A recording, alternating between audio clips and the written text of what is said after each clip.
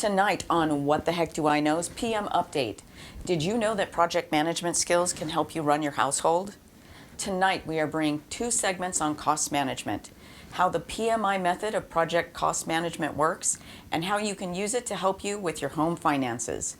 That's tonight on PM Update, so stay tuned.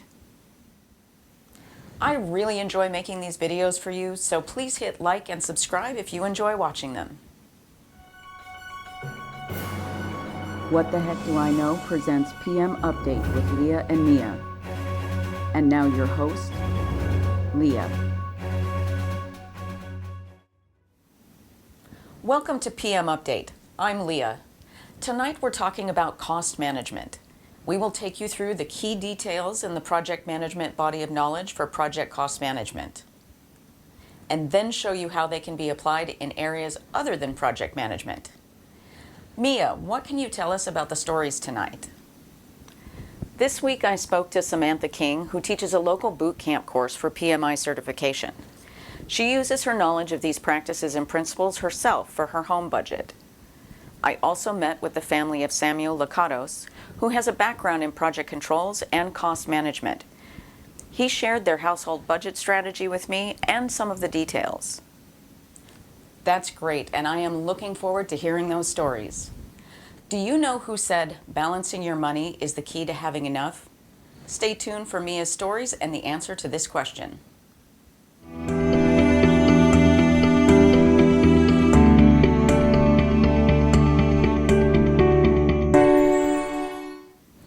Welcome back to our PM Fusion segment for this week. Our first story tonight takes a detailed look at project cost management. Mia and Samantha King have some information for you that can help you out on projects and in the home. Samantha King works for Arise Genius. They specialize in government, corporate, and private sector training courses for multiple software and skill sets. Every 6 months or so, the company hosts a set of training courses for PMI certifications, and these are Samantha's favorite to teach. These courses always have people from very different backgrounds and levels of expertise, from the seasoned professional that wants to get a certification for the knowledge they already have, and younger people who are looking to increase their skill level in work they would like to do and gain lower-level certifications as they work their way up. The PMI Certification Bootcamp course is 3 days of intense learning, no matter the level of the participants. Having more experienced people in the class makes it more interesting because they actually help teach some, and there's more interaction between the students. Today they are covering project cost management, which is more complex than most of the other modules because it has so many different components. Samantha says complex doesn't mean it's more difficult. In fact, it can be very easy. The key process components of project cost management are to plan cost management, estimate costs, determine budget, and finally to control costs. Samantha says that before you start the process, you need to consider your key stakeholder requirements for managing all funding-related items. Not all stakeholders account for costs in the same way or the same time, and how they do it is normally spelled out in individual contracts.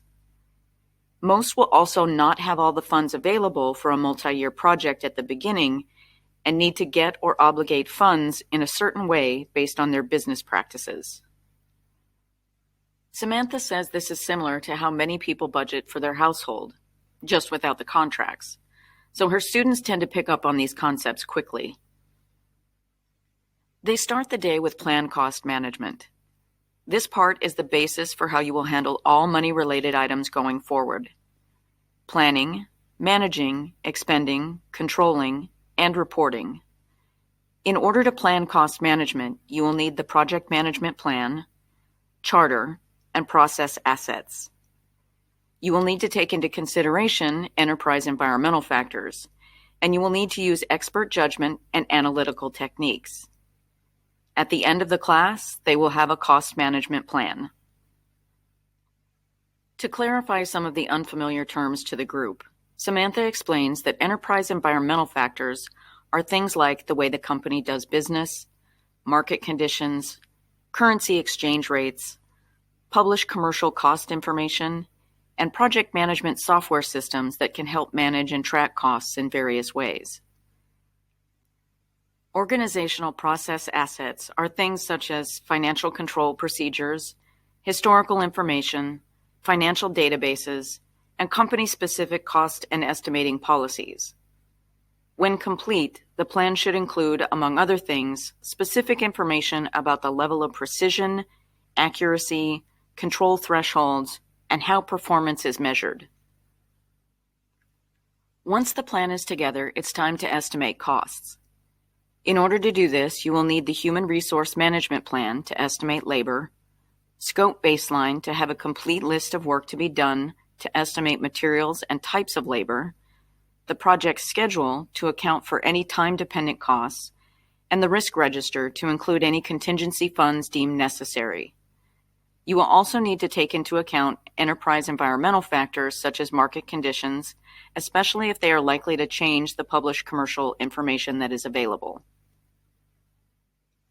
To complete your estimates, you will need expert judgment and a standard estimating practice. Analogous, parametric, bottom-up, or three-point are some examples. When this is complete, you should have a complete activity cost estimate and a basis of estimate that clearly shows how you got your numbers. Now that the class has all the estimates, it's time to determine budget. They pull together all the documentation they have used so far. They aggregate costs into work packages, decide whether contingency funding is necessary, and if so, how much. They also look at company historical information if they have completed similar projects in the past that can give them an idea of overall project costs. And finally, to look at any funding limits to outline those within their budget documentation. There are many factors that go into controlling costs, and this is where it gets a little complicated. Earned value management takes cost, scope, schedule, and resource tracking in order to get a big picture of how well the project is doing. A known planned value is compared against an estimated earned value and an actual cost. Schedule and cost variances are also tracked and reported, as are the schedule and cost performance indexes.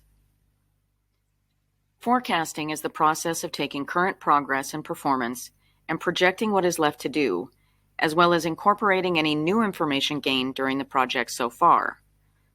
The purpose of forecasting is to make sure that you have enough funds to complete the project as it progresses. The number you are looking for in a forecast is your estimate at completion, or EAC. It is important to update your estimated items as new information is available. For example, if you estimated a cost of $5,000 per completed widget that includes labor and materials, and you now know it is costing $6,000 per completed widget because material costs have increased, you should forecast based on the $6,000 figure. This estimated total you get from actual costs so far, plus the estimate to complete, is the EAC, or amount you will need to complete the project. Using project management software to track your cost, schedule information, and run reports, and perform analysis is fairly common. If your team is entering the data in a timely manner, a few clicks will give you the information you need in order to analyze the project situation and make the best call on even the most complex projects. These reports can tell you how well you're performing from both a schedule and a budget perspective, and if you're going to need reserve or contingency funds to complete, or if you have enough to fund a change request. Thanks for that explanation, Mia. The end did sound a bit complicated. Luckily for us, we don't need to do all of those things in order to run a budget for our homes, which is the topic of our next Home Insight segment. Samuel Lakatos is a husband and father of two living in Dubai. He has worked on several mega projects in that city as a cost manager, so has a thorough background in managing budgets. Despite this, his family has only recently been setting and keeping to their budget. Now remember our earlier question, what famous person said balancing your money is the key to having enough? The answer is Elizabeth Warren. For our next quote question, do you know who said, "Financial peace isn't the acquisition of stuff, it's learning to live on less than you make so that you can give money back and have money to invest. You can't win until you do this. The answer to this question and Samuel's budget story when we return, so please stay tuned.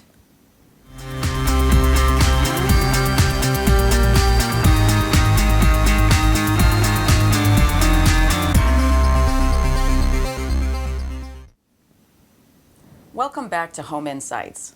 Samuel Lakatos and his family have lived in Dubai for 8 years, and in that time they have done fairly well. Samuel has worked on 2 different mega projects. He and his wife have had 2 children. They have invested in property in their home country and have even managed to save a little. Sounds great, doesn't it? Why would they need to change? Well, now that they're in their mid-30s and there are no more mega projects on the horizon, they're starting to think more about their future, their children's future, and eventual retirement. Samuel looked back over the past 8 years and realized that even though they were doing okay, they could be doing a lot better.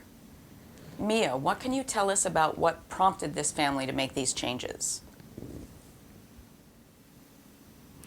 Well, Leah, Samuel said that he and his wife had been talking about what they were going to do next to prepare for their retirement over the next 20 to 30 years for a while when a friend came to visit. This friend was able to partially retire at 45 years old because of investments they had made in rental properties 10 years before. Samuel was definitely interested in that plan. They listened to their friend talk about how she made the purchases, how she had paid off the mortgages, and how she was now reaping the rewards from it, and decided they wanted to do that too. It seemed like the perfect plan for how to invest in their future. To get ideas and be specific about their goal, they started looking at properties both locally and around the world in popular destination locations.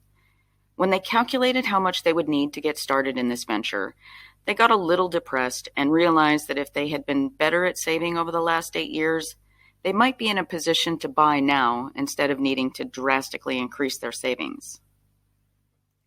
They decided to review their bills and expenses to see where they could economize.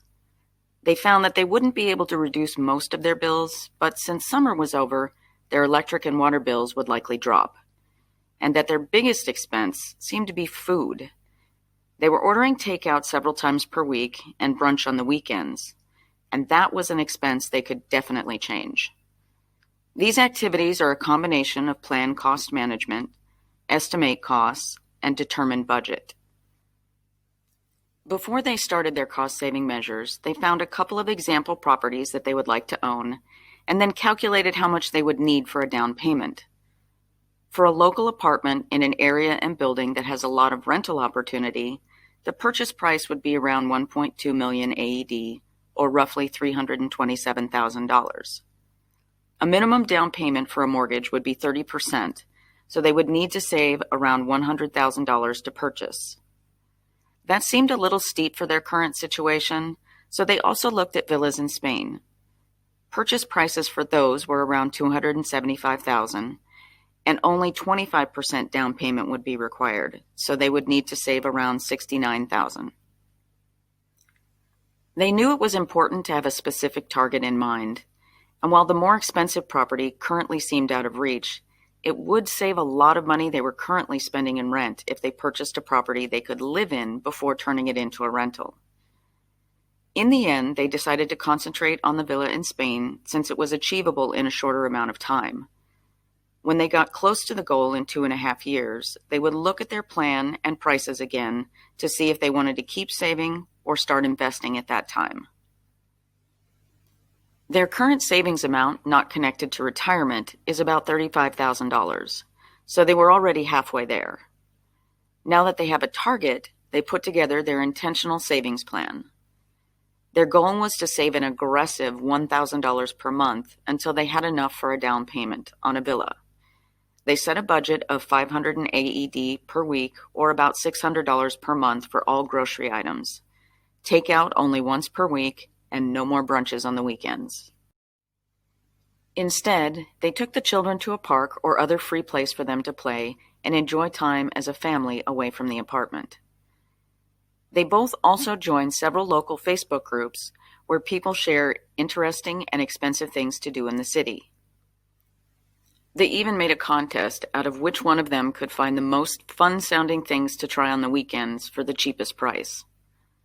They also made cooking at home more of a family event than they had in the past, involving the kids in helping set the table and get things from the fridge so they could be a part of it. The reduction in food costs only got them halfway to their $1,000 per month savings goal. And since they were not willing to compromise sending their kids to a less expensive school, they decided to look for a better deal on an apartment. Their lease was up in 2 months, and they were fortunate enough to find several similar-sized apartments in their current neighborhood for much less money than they were paying before. Those 2 changes alone enabled them to save the full $1,000 per month towards their goal. They now have a completed budget. They check their spending every month to control costs and see if they are able to save a little more than they planned, or if they have gone over in some areas that they will need to make up for in the next month.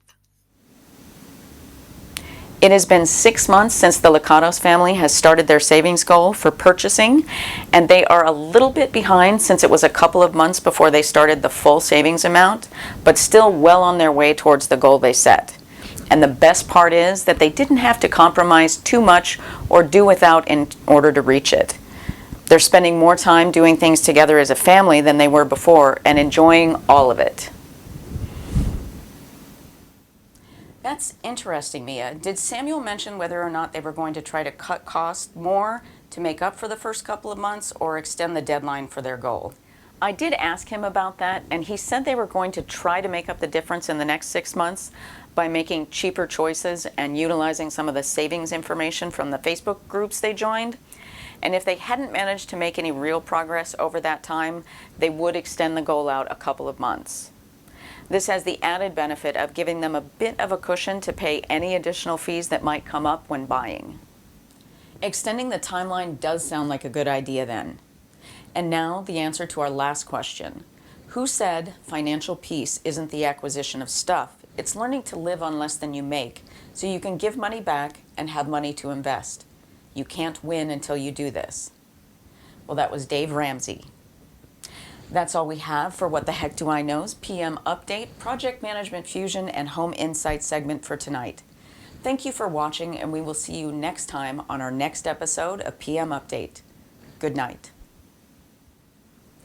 Don't forget to hit like and subscribe. I love seeing comments, and sharing is caring.